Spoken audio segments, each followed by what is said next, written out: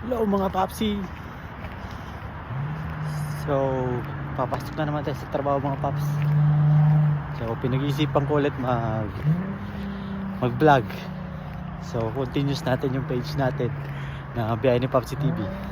Sana suportahan nyo ang mga bagong video natin na gagawin dito sa Canada mga paps.